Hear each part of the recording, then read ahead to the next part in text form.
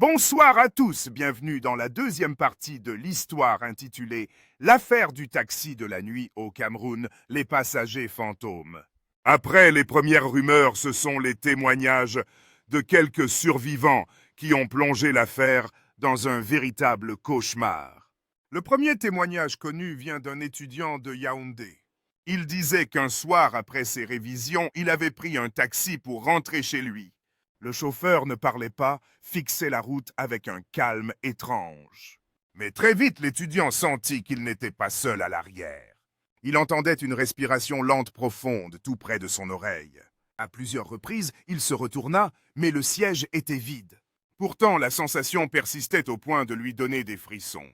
Lorsqu'il demanda au chauffeur de s'arrêter, ce dernier lui répondit une phrase qui glace encore le sang. « Tu descends déjà !» Pourtant, tu n'es pas seul. L'étudiante a sauté hors du taxi et n'a plus jamais pris de taxi la nuit. D'autres témoignages vont dans le même sens.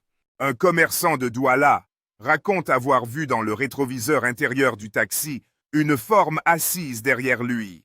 Pas une ombre floue normale, une silhouette immobile, presque transparente, avec quelque chose qui ressemblait à un visage sans traits. Sa panique a été immédiate. Il a exigé que le taxi s'arrête et a même failli ouvrir la porte en roulant. Le chauffeur lui insistait qu'il n'y avait personne. D'autres clients affirmaient que parfois un froid soudain envahissait la voiture, que les vitres se couvraient de buée et qu'une voix murmurait des noms.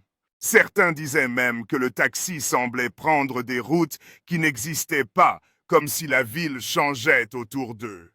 Au passage, pensez à vous abonner, liker, commenter et partager ça aide énormément la chaîne. Après ces témoignages, plusieurs chauffeurs ont révélé une rumeur encore plus sombre. Le taxi maudit aurait appartenu à un conducteur décédé dans un accident tragique au cours duquel plusieurs passagers avaient péri. Depuis, le véhicule serait condamné à répéter ce trajet fatal, cherchant de nouveaux voyageurs à entraîner avec lui. Les autorités ont essayé d'enquêter, mais aucune plaque, aucun modèle précis, aucune preuve n'a jamais été retrouvée. Le taxi semble n'apparaître que lorsque quelqu'un est seul, fatigué, vulnérable.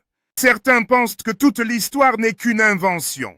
D'autres, au contraire, jurent avoir croisé ce taxi au détour d'une rue déserte. Et peut-être que quelque part dans la nuit camerounaise, le taxi de la nuit continue encore de rouler, prêt à s'arrêter devant quelqu'un. Peut-être même devant vous.